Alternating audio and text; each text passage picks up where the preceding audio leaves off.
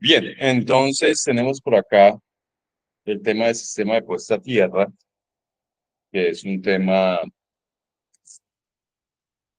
bastante importante, pero que cuya instalación y digámoslo así, construcción no es tan, sí es especial, pero no es tan difícil, o por lo menos se me hace a mí, ¿no? No sé a ustedes. Bien. Y los cálculos son un poco elaborados, sí, eso sí, aunque la construcción no es elaborada, pero sí los cálculos son elaborados, entonces ahí hay como esa contradicción. Bien, ¿qué contiene este módulo? Las generalidades de la puesta a tierra, o sea, ahí vemos los conceptos para saber de qué estamos hablando. Resistividad del terreno, el concepto de resistividad del terreno. Siempre que hablamos de resistencia es algo que se pone a el paso de la corriente. Resistencia de la puesta a tierra, que es diferente a la del terreno. De hecho, eh, una de las variables de entrada es la resistividad del terreno para calcular la resistencia de la puesta a tierra. ¿Listo? Primero medimos la resistividad del terreno con un telurómetro. El mismo aparato nos permite medir la resistencia de la puesta a tierra, que ya es la construcción, ¿sí? O la unión de cables, de electrodos que conforman un sistema. ¿Listo? Es un sistema muy simple de construir, pero como les digo, bastante elaborado en sus cálculos.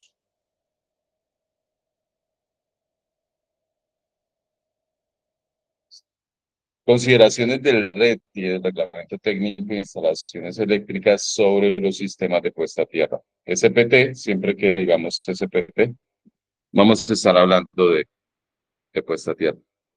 Entonces, ¿cuál es la finalidad de un sistema de puesta a tierra? Básicamente es cerrar el circuito. Listo. Esa es la finalidad primera o primordial con el planeta. Bien. Entonces, también al mismo tiempo protege la salud, la integridad de los equipos o busca, porque pues eso es lo que busca, eh, y la integridad del ambiente y de las personas, de los animales, las personas y el ambiente. Así es que se dice. So, entonces, bien, todo sistema eléctrico debe estar puesto a tierra, nada menos de que sea un sistema en delta, pero aún así las carcasas de los motores, de los equipos, de los generadores, de los tableros eléctricos, todo debe estar potencializado a tierra. Entonces empezamos a ver o a denotar y hacer énfasis en palabras que de pronto ustedes conocen o no manejan frecuentemente. Equipotencializados es poner al mismo potencial todos los objetos no conductores, metálicos no conductores, que no llevan conducción viva. Obviamente yo no voy a poner un cable vivo que sea una fase a tierra porque haría un cortocircuito. Bien. Entonces tenemos el caso típico de la lavadora que está fallando porque el ratón que vive ahí mordió los cables y el cablecito quedó haciendo contacto con la lámina, bien, directamente, y se genera, eso es un contacto indirecto. ¿Listo? Esta forma de accidente, hay tres formas de clasificar o de entrar en circuito con la corriente, lo voy a llamar así, es contacto indirecto. Uno se vuelve parte del circuito como lo está mostrando la gráfica. Bien. y cuando no tiene instalación de puesta a tierra. ¿Listo? La persona está mojada, descalza. Bien. Eh, Tenemos la otra gráfica con la jabalina puesta a tierra y esa lavadora, en este caso, puesta a tierra, efectivamente puesta a tierra, ojo, haciendo contacto efectivo, porque tiene su tercer polo, ¿no? Todos los tomacorrientes ahora, desde hace muchos años, yo creo que más de una década, ya vienen con tres polos, pero aún no se encuentra uno que otro tomacorriente por allí con solamente dos polos y no se consideraba la conexión de puesta a tierra. ¿Listo? Toda esa actualización pues se hizo desde que entró en vigencia el RETIE en el año 2005, 2000. La última resolución es de 2013, de agosto de 2013. Bueno, queda para consultar. Bien, tenemos tipos de sistemas de puesta a tierra.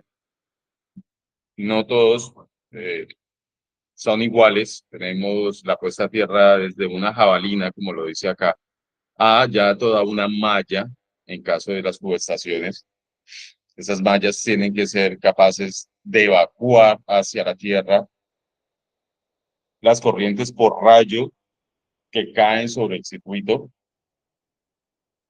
que de hecho la mayoría de veces están protegidas por un cable de guardia que va encima de las tres líneas, ¿listo? Y es la que recibe y esa forma de cable de guarda permite desviar a tierra en las subestaciones o cerca en las mismas torres todo ese potencial de un rayo, ¿listo? De esa forma protegemos las líneas de alta tensión en los sistemas de transmisión, de distribución o el que necesitemos. Uno puede colocar una línea de guarda para evitar eso.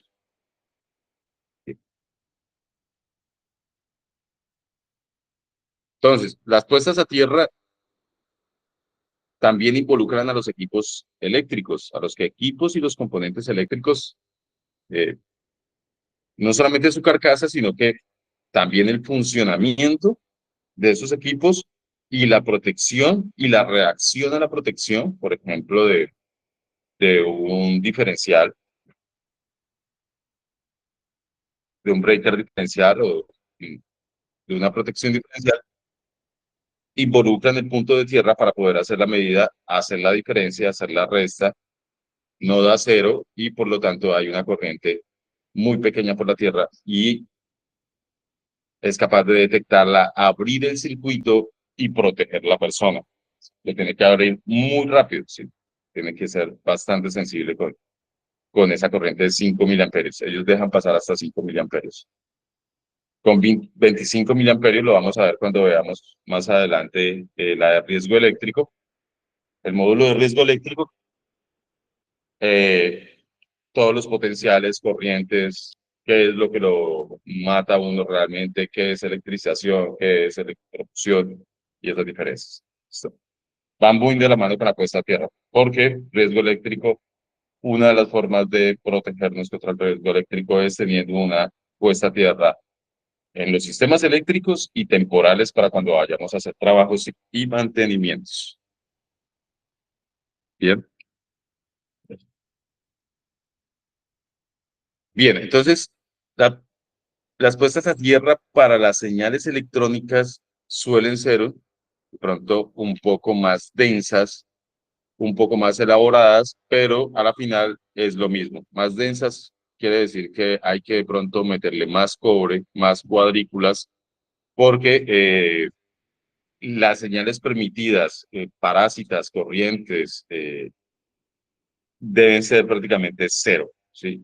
No debe haber ninguna tensión que pueda llegar a armar una interferencia porque son sistemas, esos sistemas electrónicos pues deben ser muy precisos y no deben estar contaminados por corrientes parásitas y cómo se evacúan con un sistema de puesta a tierra bastante efectivo, con unas condiciones de pronto un poco más de resistencia de puesta a tierra más exigentes que un sistema de puesta a tierra para un sistema de potencia. Bien.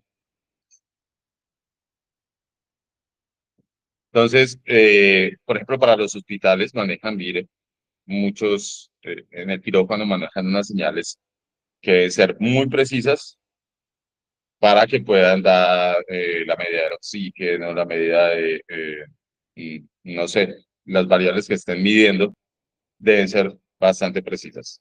Listo.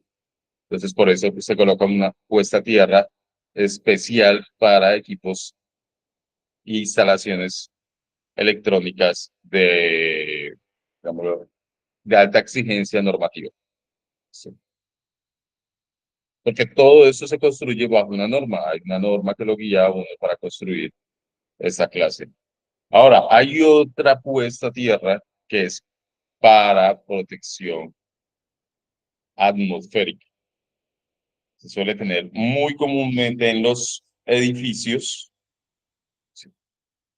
Para protegerlos de los rayos. De hecho, en las películas se ve cómo caen rayos a una punta Franklin. Aquí tenemos en el edificio varias puntas Franklin que son capaces de desviar la corriente que pueda llegar a ser el edificio. ¿Por qué? Porque puede ser el edificio más alto de la zona. Sí. O a veces no más alto, pero por allí hay un camino de potencial para mm, digámoslo así, para la ionización atmosférica y pueda caer un rayo. No destruye el edificio, ¿sí? Y evacuar la tierra. Hay puesta tierra electroestática. ¿Para qué? Para desviar hacia la tierra esas cargas eléctricas que se generan por fricción. Aquí, ¿qué tenemos? Aquí tenemos un camión cisterna, ¿sí? Con un flujo de producto, tal vez combustible. De hecho, la misma carcasa de estos camiones se debe colocar a tierra cuando se va a hacer bombeo, cargue y descargue. ¿Listo? Más la tubería, más la carcasa, vea, ahí también está saliendo, el cablecito verde, están puestos a tierra a través del tubo. Pero entonces, ¿por qué se hace eso? Porque el camión, pues, rozó con el aire mientras que viajaba, se cargó electroestáticamente y cuando una persona viene a bombear se puede generar una chispa que, pues, hace que todos salgan átomos volando, ¿no? Que todos pueda explotar. ¿Listo?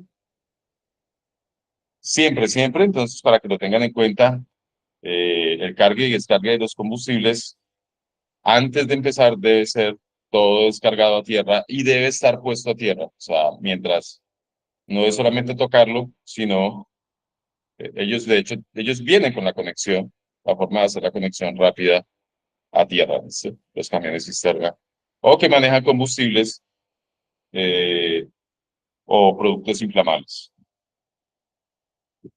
Bien, alcohol, metanol, gases en el camión. Bien.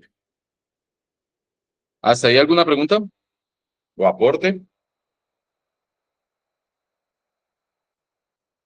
En cuanto a los camiones, una cadena que usan, ¿los cisternas también les funciona o sea, ahí ya aplicarían otro sistema, digamos pues para eso que expliqué ahorita, ingeniero?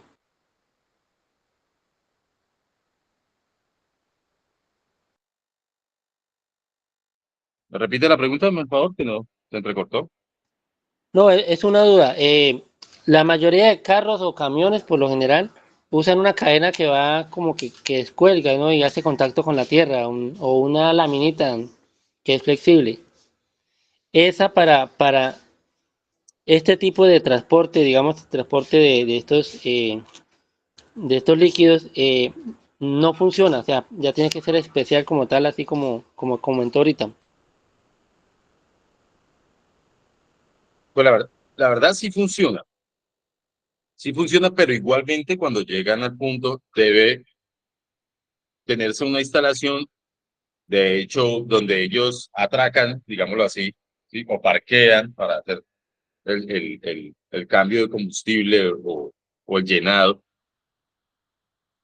o el vaciado, pues allí hay una instalación dispuesta para poner al vehículo conectado a tierra. ¿Listo?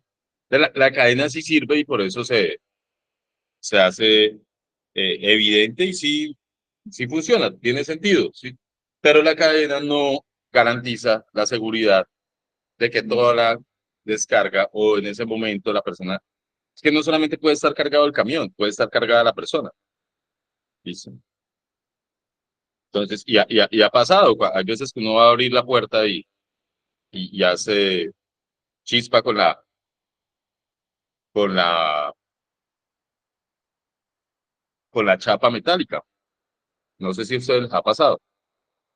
Eso es electroestática, un potencial que se genera por el rozamiento del aire, ¿sí? Por estar involucrado, por ejemplo, en un campo magnético variable con corriente, la persona también se carga. Las mismas ondas electromagnéticas pueden cargar a una persona. ¿Sí? Bien, si no hay preguntas, entonces continuamos. Entonces, miren que todos los componentes del sistema, bueno, aquí se ven los componentes de la puesta a tierra. ¿De qué está hecho más? Como lo pueden ver, y lo que les decía es de fácil construcción.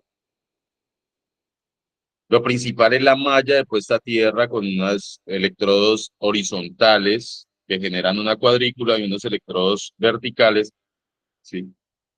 Que buscan profundidad para, entre más húmedo sea el suelo, más conductor, menos resistencia. eh, la humedad, pues, en las capas inferiores se retiene más por la acción del sol, entonces se busca profundidad para buscar humedad en el suelo y poder mejorar la resistencia de la puesta a tierra total. De ahí va conectado a un barraje equipotencial principal. De ahí estos barrajes y estas placas pueden ser, o son, mejor dicho, los barrajes que encontramos en las cajas de distribución y de los equipos. ¿Listo? Y como pueden ver, todos los equipos, todos los elementos de un sistema eléctrico vienen a conectarse a tierra para cerrar el circuito y proteger. ¿Cuáles son los componentes? Son de fácil construcción. Tenemos los electrodos, el cable. Este cable puede llegar a ser cable 2.0, desnudo, obviamente, para lo que es el enterramiento de la cuadrícula en caso de sistemas de puesta a tierra, ya sean cuadrados, triangulares, porque se pueden hacer de diferentes geometrías, circulares. Las, eh, las platinas también para multiconectar o los barrajes. ¿Listo? Entonces, se utilizan esos conductores de protección que en este caso, aunque son de puesta a tierra, pues van aislados y permiten conectar, por ejemplo, si la tubería no es metálica, podemos utilizar este conductor. ¿Listo? Aislado. Si toda la tubería y todas las cajas y los accesorios son plásticos, no son conductores. No hay necesidad de llevarlo desnudo. Y de protección también se dice para proteger los circuitos. En este caso, mire que hay una tubería metálica. Esto debe ser alcohol, puede ser la tubería, una destiladora de alcohol. ¿Listo? Y como su tubería es metálica, en este caso creo que eso es bronce, si no estoy mal, tienen que unir a tierra porque pues el alcohol es inflamable, ¿no? ¿Listo? Y descargar ese componente metálico. Hay otra puesta a tierra en los cables, muchachos. Algunos cables lo traen, otros no, que es una pantalla metálica y se utiliza en extremo y extremo para aterrizar el cable y evitar corrientes parásitas o evitar contaminación electromagnética alrededor del cable. ¿Listo? Bien. ¿Qué son los conductores de conexión? Casi siempre nosotros a los conductores de conexión les decimos bajantes o conductores de conexión equipotencial principales que conectan entre sí y la Tierra partes conductivas expuestas que normalmente no llevan corriente, pero podrían hacerlo bajo una condición de falla. Por ejemplo, el caso de la lavadora. ¿Listo? Normalmente la carcasa de la lavadora acá, pues no lleva corriente. ¿Qué pasó? Que hubo una falla, ya sea un dispositivo, de un cable pelado, bueno, X o Y falla, y se generó una corriente que no tuvo por dónde evacuarse, y por eso la primera condición es insegura, la segunda condición es segura ya porque tiene la puesta a tierra, ¿listo? ¿Y de qué estamos hablando ahí? De la puesta a tierra de la casa. No es que vayamos a instalar la varilla ahí al lado de la lavadora. Puede ser, también estaría bien, pero pues por, obviamente, economía y comodidad, se hace para toda la casa, ¿listo? Para toda la instalación eléctrica de la casa, del edificio o de la industria o de la subestación o del sistema. Bien, se hace una sola puesta a tierra para que potencializar todos los equipos a ese punto. Están los conductores de conexión suplementarios para asegurar que el equipo eléctrico y otros ítems de material conductivo en zonas específicas estén conectados entre sí y permanecen sustancialmente al mismo potencial. Bien, es como un backup, como una segunda puesta a tierra por si falla una, haya otra, porque el proceso es muy peligroso, ¿listo? Y lo que se está arriesgando es bastante. Puede ser, se ve mucho en las instalaciones petroleras o instalaciones de alto valor. Bien. Están, están los conductores de conexión, ¿sí? Con potencial principales, suelen ser los barrajes que encontramos en los tableros, ¿listo? Y los suplementarios, esos ya serían accesorios para poder conectar las puestas a tierra. Bien. Y pues vienen de todas las formas porque nosotros nos encontramos con mucha variedad de formas para interconectar los equipos, ¿listo? Para interconectar tuberías, como lo vimos ahí, se utilizan varios de estos accesorios que se encuentran ahí. Pero bueno, a medida que ustedes los van viendo en sus trabajos, los van reconociendo. Hay unos de ponchar, otros de apretar. El todo es que estén certificados. Todos esos elementos deben estar certificados bajo requisitos RETIE en su construcción, elaboración y eso lo debemos garantizar nosotros para no meternos en problemas por si el elemento falla. ¿Listo? Pero, ¿cómo, digamos, para uno comprarlo, voy a un sitio, digamos, una tienda de eléctrica, y cómo corroboro de que ese accesorio está certificado? Le corresponde al vendedor, usted se lo exige al vendedor el certificado. ¿Listo? El vendedor le tiene que vender a usted con certificado. Y es exigible para que usted no se ponga a buscar en ningún lado ni nada por el estilo, porque entonces le estarían dando una tarea a usted, ¿sí? Pero si ya quiere ser más específico, usted se mete a la página de, como el elemento tiene que estar marcado, por ejemplo, en el caso de un toma, ¿quién lo certificó? Si el CIDET, si NICE, si CONTEC. Sí, usted se puede meter a la página y mirar si ese certificado que le dieron, pues, es verdadero o no. Entonces, pero el responsable de darle el certificado de los productos que usted compra es el vendedor donde le venden los productos eléctricos, su ferretería de confianza eléctrica es el encargado. ¿Listo? ¿Les queda claro a todos, muchachos? No se embolaten con eso, que eso es súper fácil. Ellos tienen acceso a toda esa información y lo descargan en un momentico. De hecho, la mantienen lista porque pues eh, saben que eso se lo pide. ¿Listo? Cuando ya, por ejemplo, una instalación de un edificio, de un comercio, de unos locales, a usted viene que sea mayor que sea mayor a 7.5 o a 15. Ahorita miramos eso en lo que viene el RETI. ¿Listo? Mejor dicho, si ya hay que colocarle transformador de 15 kilovatios para arriba, viene un certificador RETI, le certifica a usted y le pide esos certificados de sus elementos. ¿Listo? Entonces hay que tenerlos listos. Hay que, cuando se compran los productos, exigirlo de una vez. No dejar eso para lo último porque luego se embolata. Sí. Bien. O los embolata el vendedor. Claro, ¿alguna otra pregunta?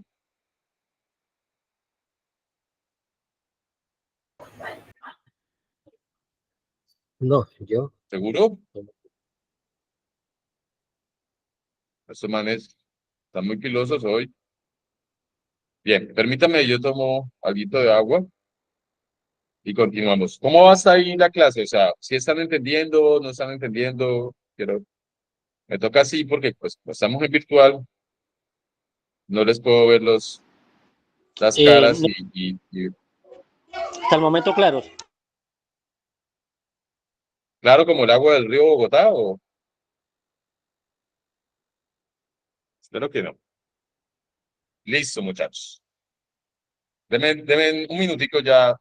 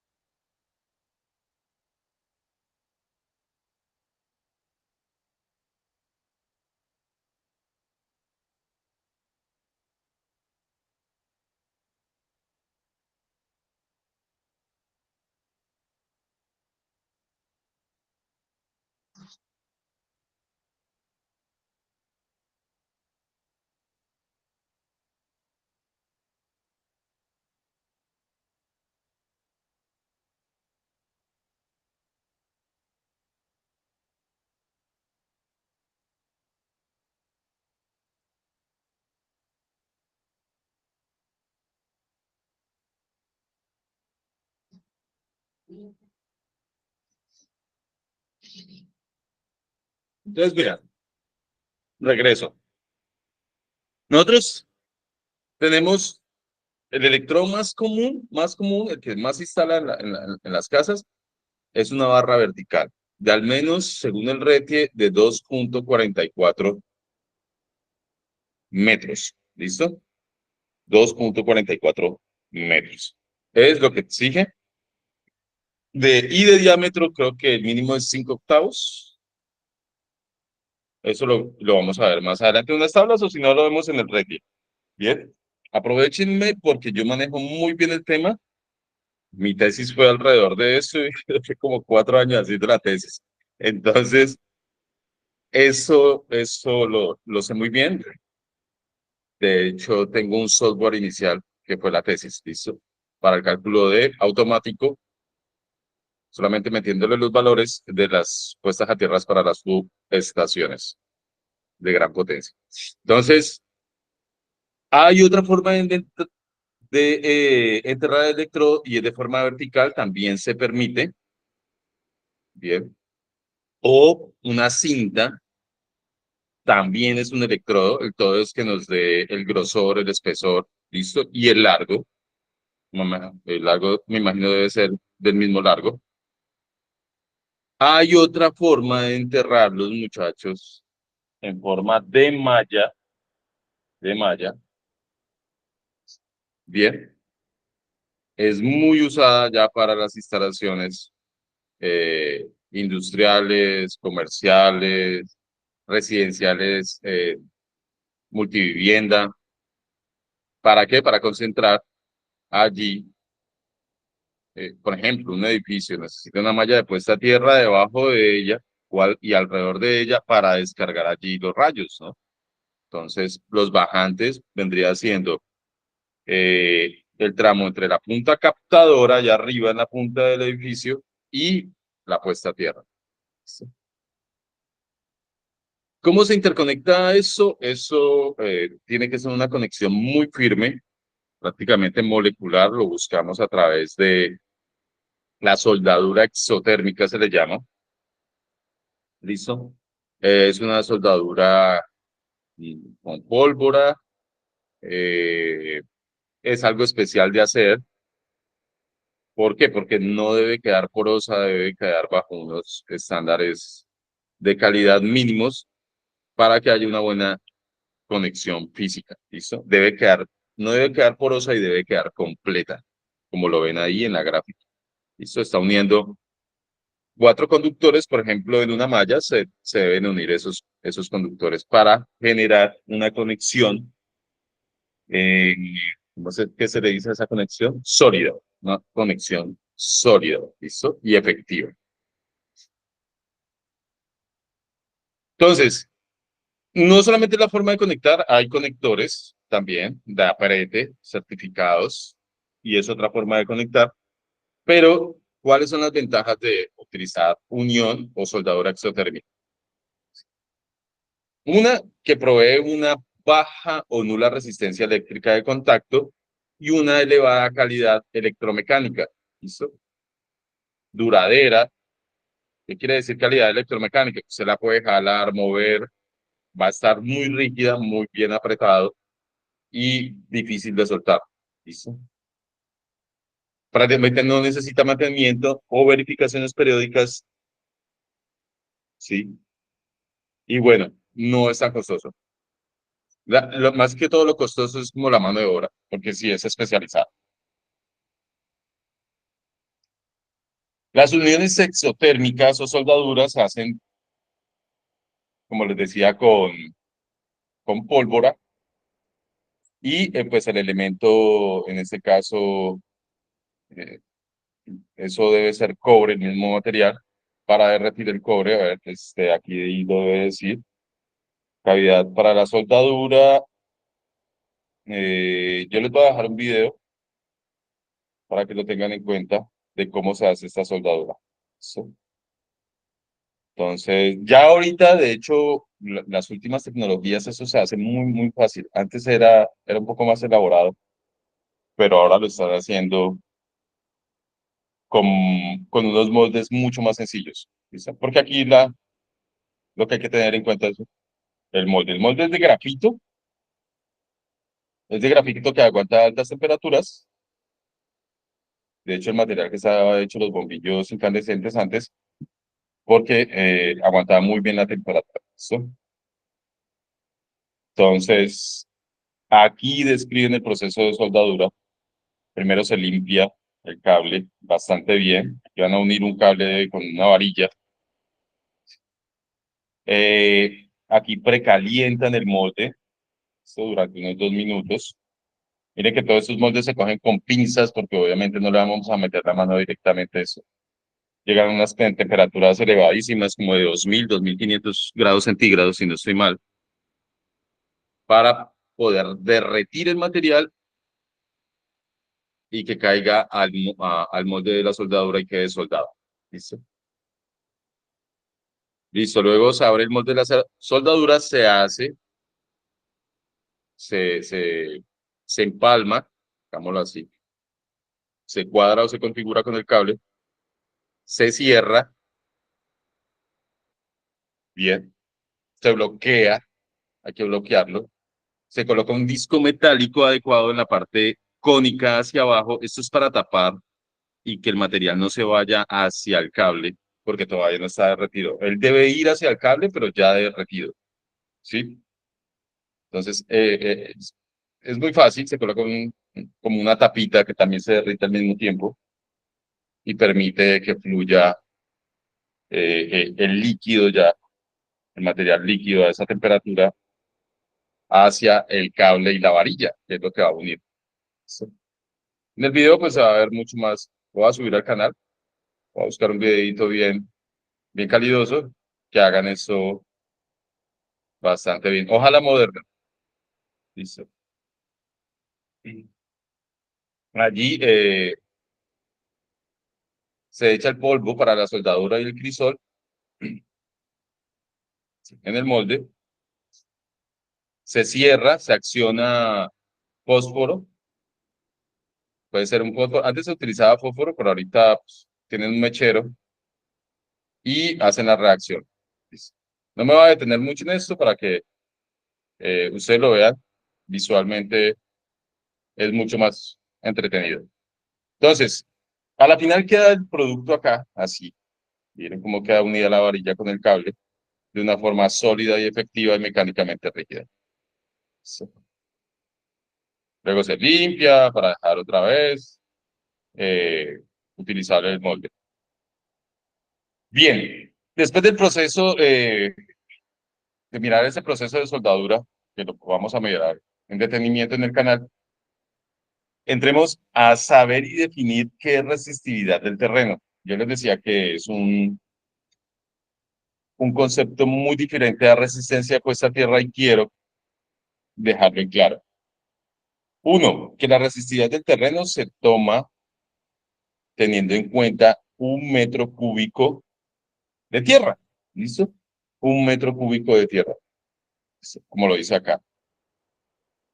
Bien. Y se expresa en ohmio por metro. En ohmio por metro. Como es una resistencia, en este caso se llama resistividad del terreno, esa resistencia, y está condicionado a un volumen, se tiene en cuenta entonces el metro o el centímetro o el milímetro, pero realmente siempre se tiene en cuenta es el metro. ¿Listo? Ténganlo en cuenta.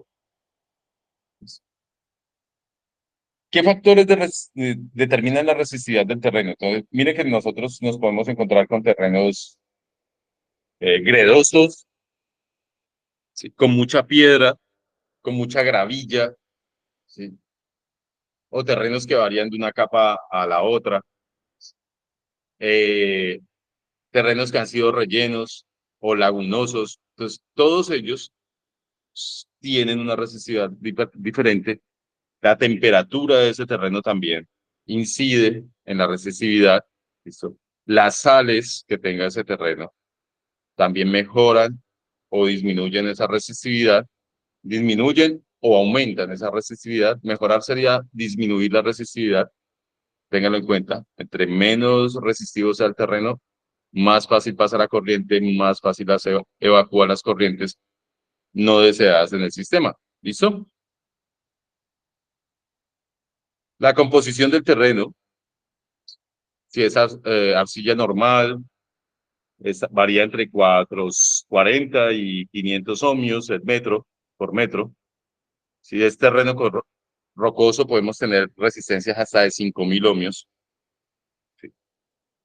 Que prácticamente pues, no evacúa nada y es un terreno que habrá que hacerle tratamiento, que habrá que meterle más cobre y hacer una gran cantidad de trabajo para poder mejorar la resistencia y cumplir con a la final nos toca cumplir con unos valores límites de contacto, de tensiones de contacto y de paso. ¿Listo? Y unas resistencias para media tensión, baja tensión, sistemas de comunicaciones y alta tensión para sus estaciones. Eso lo tiene el RETI y eso es lo que vamos a ver en la última parte de este módulo. ¿Listo? Las exigencias en cuanto a resistencia a la malla de puesta a tierra, a voltaje de paso o tensión de paso y tensión de contacto. Listo. Entonces, esos factores de compactación, granulometría, temperatura, composición del terreno, estado higométrico, tiene que ver con la humedad de ese terreno.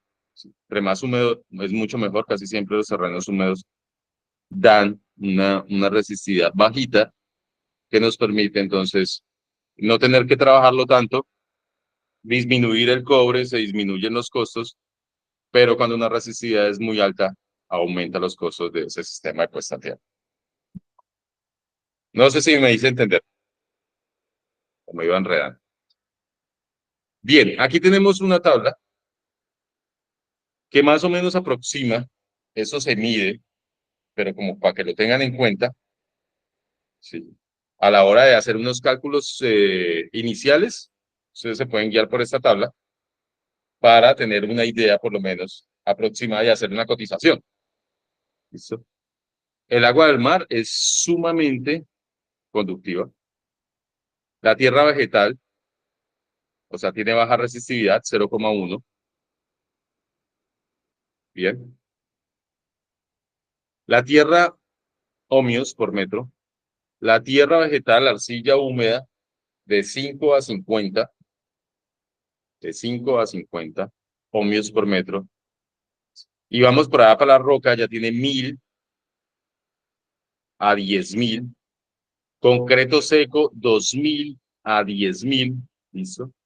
El hielo prácticamente tiene una resistividad altísima,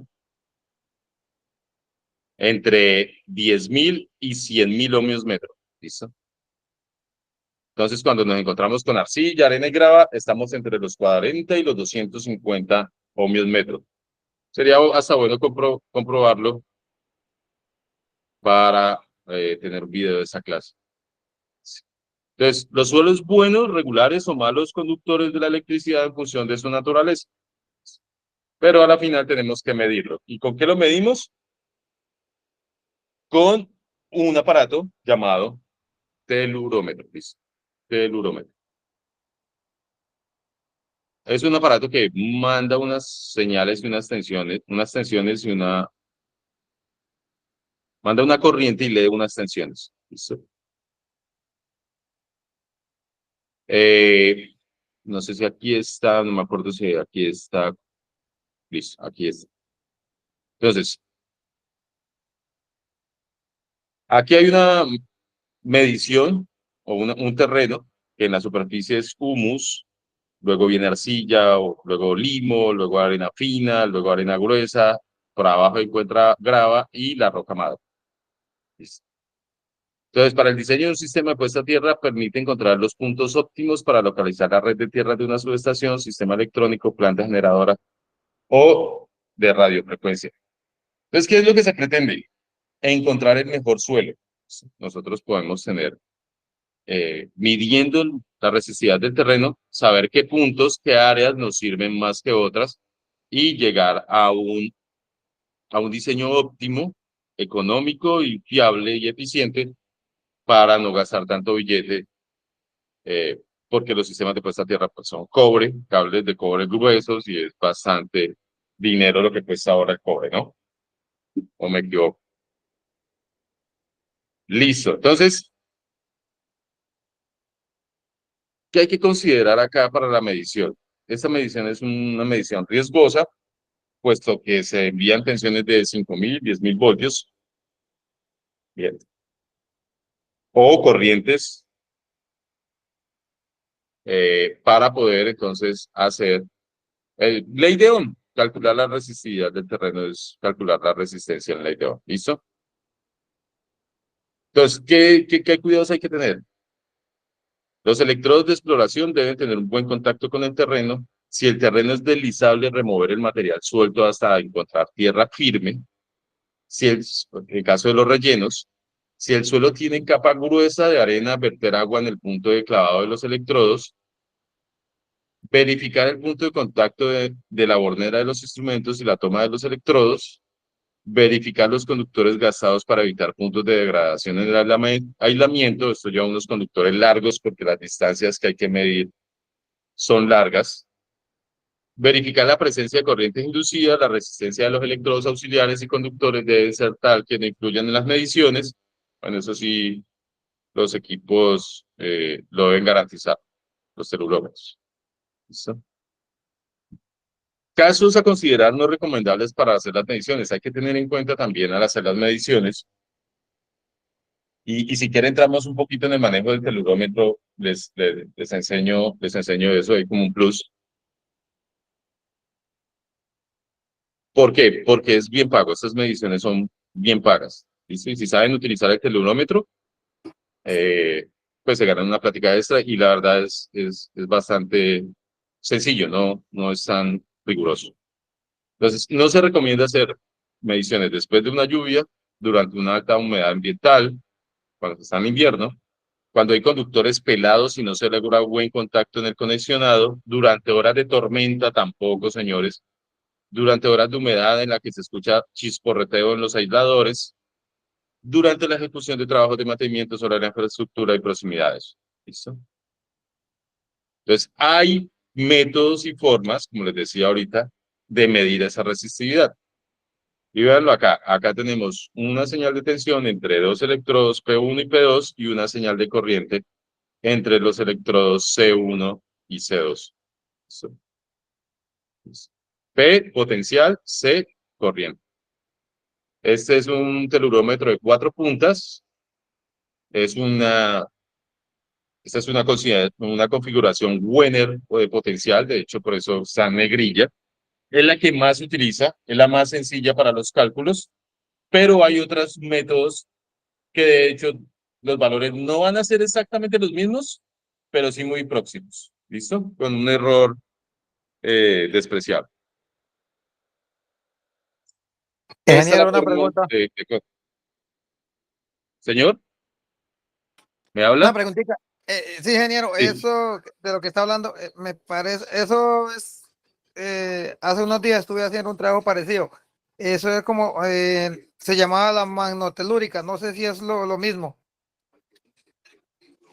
Ah, que, o sea, es lo sí. mismo que está hablando más o menos, que es lo con la medición de, eh, por distancia, va uno aumentando distancia y va midiendo. Exacto. Y con un Es esa equipo, misma, ese se va llenando una tabla, de acuerdo a las distancias, se va midiendo y se recoge un promedio.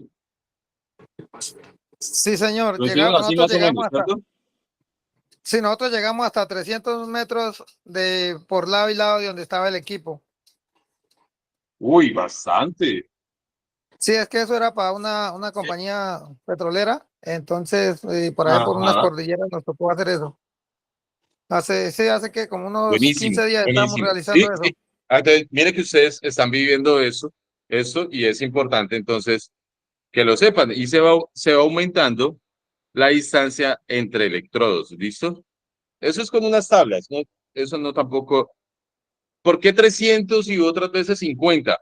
Tienen mucho que ver, ¿sí? Con el área que se va a ocupar, ¿sí? El área que se va a ocupar. Entonces, pero la petrolera ya estaba hecha o lo iban a hacer. No sé, la compañía la mandó realizar. Esto estaban haciendo doble trabajo, ese trabajo y otro Pero estudio por que eso, había enterraban construcción unos ahí. sensores. Pero, Jimmy, lo que le pregunto es que si había una construcción ahí ya o apenas estaba el terreno. No, eso era bastante, caramba, eso tocaba caminar bastante porque eso era en campo por unas cordilleras bastante largas. Ah, Eso bueno, ya, ya. en campo No normal, sí, había señor. ninguna construcción, no había nada por ahí. Entonces sí estaban midiendo la resistividad del terreno, ¿listo? Y no la resistencia de la puesta a tierra, que también se mide cuando ya está hecha, se mide para saber si quedó buena o no, si quedó de acuerdo como se diseñó y si está dando los valores. Bien, entonces, por eso quiero ser muy enfático en eso. pilas, que una cosa es resistividad y otra cosa es resistencia. Diferencienla, ¿por qué? Porque cuando la encuentren en ohmio por metro, es resistividad. Y eso pertenece al valor de qué tan permisivo es el suelo para dejar pasar la corriente. Qué tan resistivo, qué tanto se opone el suelo. Si el suelo se opone mucho, me toca hacer una malla de puesta a tierra robusta y tratar el terreno. Si el terreno no se opone mucho y es más bien amigable y de baja resistencia, me toca hacer menos inversión en cobre y en tratamiento del terreno. Yo puedo hacer una cuadrícula, puedo hacer una malla con menos cuadrícula. Menos cuadrícula es menos cobre, ¿listo? Menos cantidad de material. Miren acá, aquí se mide a la final una resistencia. Entonces, esta configuración Buenero de potencial, el principio básico es la inyección de una corriente, ¿sí? Se inyecta es corriente directa o de baja frecuencia a través de la Tierra entre los electrodos exteriores C1 y C2. ¿Sí? Como mandan una corriente directa, le aplican la ley de Ohm. Mire. Entonces, entre C1 y C2 mandan las corrientes, mientras que el potencial que aparece se mide entre los dos electrodos interiores, P1 y P2. Entonces, sabiendo la corriente que está mandando el equipo y el equipo mide el potencial que se genera en los otros dos electrodos de potencial, pues puede hacer los cálculos para hallar la resistencia. La A es la separación entre los conductores. Entonces, como les decía, la razón resistencia según la ley de Ohm es tensión sobre corriente. ¿Listo? Y ya, entonces, para hallar la resistividad del terreno, teniendo en cuenta los valores. Disculpe. Disculpe. Ay, me dio una descompensación acá. Ya eso, no se preocupen, lo hace la máquina o el telerómetro por dentro y le arroja el valor de la resistividad en ohmio metro. ¿Listo? Lo que sí hay que tener en cuenta acá es la distancia o separación de los electrodos. Bien, y la profundidad o penetración de los electrodos. Casi siempre vienen como de 30 centímetros, entonces eso es estándar. Ahora bien, si usted le quiere echar cálculo a eso, pues entreténgase un ratico allí con reemplazando los valores. ¿Listo? La A, pues la separación entre los electrodos, como lo vimos acá. La B es la profundidad de penetración, sería los 30 centímetros. Y la R, pues el valor que le da el telurómetro. Bien, la resistencia. Pero ya eso lo hace directamente el equipo, ¿listo? Esas serían las variables a reemplazar ahí. Lo hace, creo que también la calculadora. No sé si déjenme mirar acá. Voy a ver si nos conectamos Smart. Listo. Denme un segundo y yo mantengo conectado el celular. Y les muestro en la calculadora una vez para irnos ejercitando. Escritorio, ¿cómo es que conecto? De hecho, estoy estrenando el celular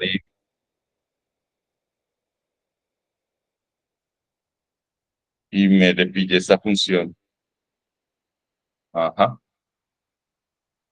Esa aplicación la trae. Antes estaba pagando por esa aplicación como $16 mensual.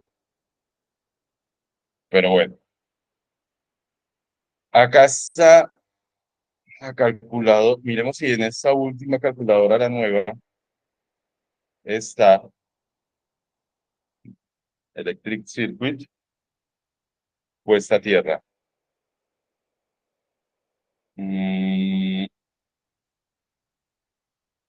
Voltaje, divisor de voltaje, no. De resistor. Esta resistividad podría ser.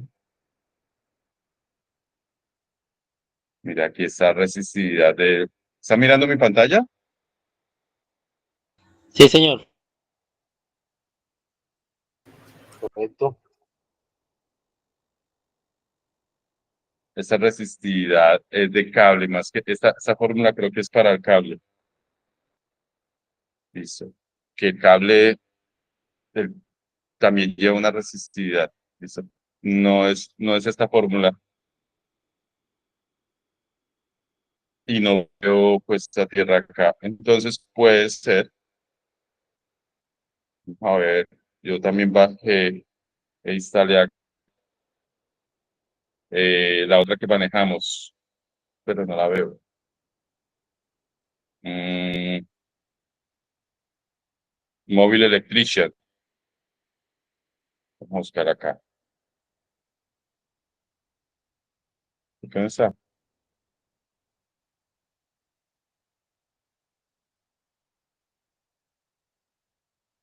Abrir, sí, señor. Yo creo que me instalado.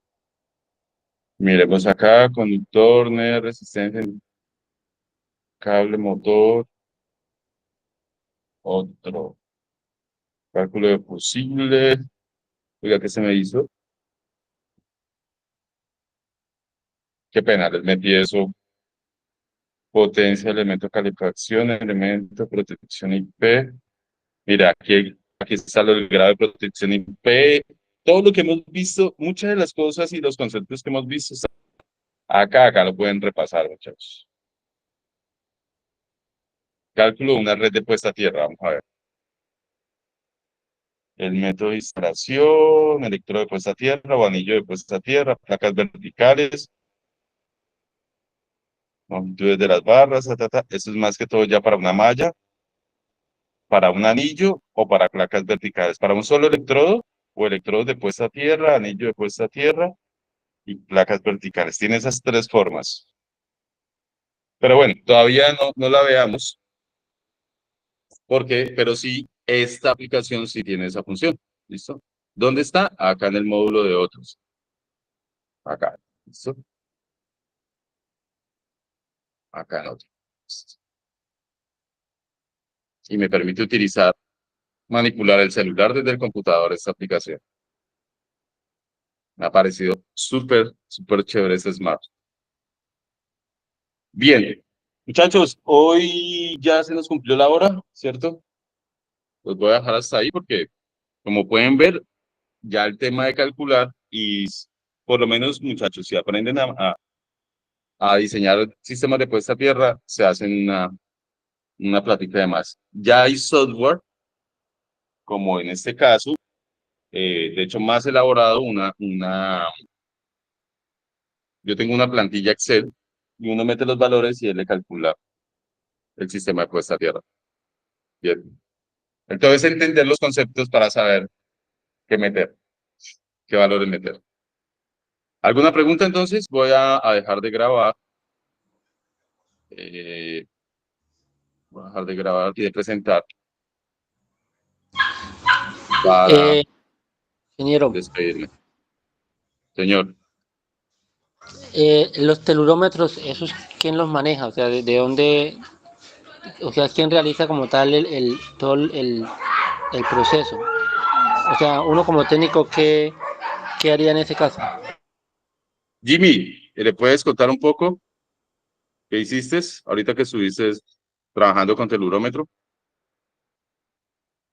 Bueno, en ese caso, pues yo estaba era ahí ayudanteando. Eso lo maneja hay una persona, un técnico que es el que está encargado de hacer todo el proceso ahí de lo que le va dictando, llenando toda la plantilla que dice que el ingeniero es la tabla y él le va explicando a uno cuál es el procedimiento que va a hacer. Son dos compañeros ahí pendientes, uno por cada lado, haciendo las medidas.